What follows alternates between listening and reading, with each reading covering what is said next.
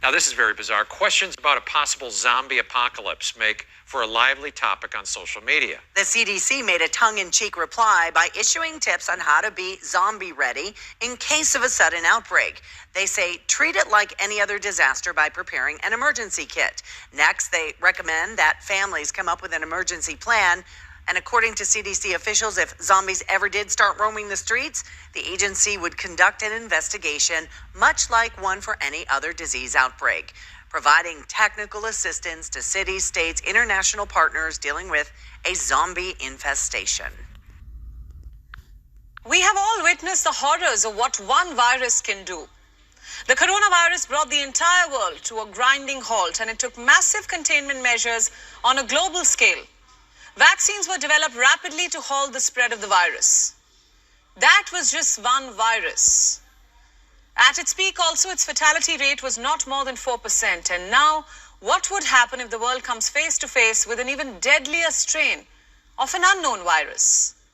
Well, there could be many such viruses hidden deep within the permafrost.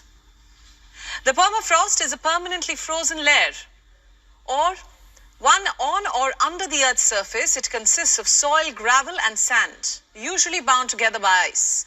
And now a warming planet is causing the glaciers to melt. What I mean to say is that our protective white layer is melting more rapidly than we can imagine. Earlier, our main concern was the amount of greenhouse gases being released from the frost melting away. But now we have a different concern altogether. It is the release of dangerous ancient microbes buried deep under the permanent frozen zone. And this is according to researchers who revived nearly a dozen viruses, including one frozen under a lake more than 48,000 years ago in the Siberia region of Russia. The researchers who have revived a number of these zombie viruses, as they're now being called, have found the potential revival of viruses could infect animals or humans. Now, this is quite problematic. Moreover, in a report published in Science Alert, the same was reiterated by the lead researcher. Jean-Marie Olympic from the French National Center for Scientific Research said that these reanimating viruses are potentially a significant threat to public health, although further study needs to be done to assess the danger that these infectious agents could pose as they are eventually released into the atmosphere. Now, this is a cause of concern, as a virus is something that is neither living or dead, and it has the capability of being dormant for many years. But now, with the permafrost melting away, these viruses pose a significant threat to public health. And clearly, it once again shows the perils of playing with nature. And clearly, more research is needed to evaluate the dangers associated with climate change. Republican Senator Tom Coburn triggering our Washington Watchdog report, and ABC's Jonathan Karl has what is in this report. The zombie apocalypse. This isn't some really bad B movie. It's an actual scene from the 2012 Counterterrorism Summit attended by law enforcement officials around the country.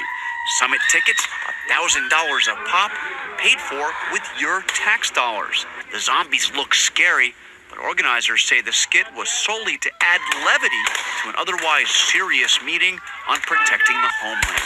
Senator Tom Coburn says it's just another example of more than $7 billion in questionable homeland security spending every year. It's blown.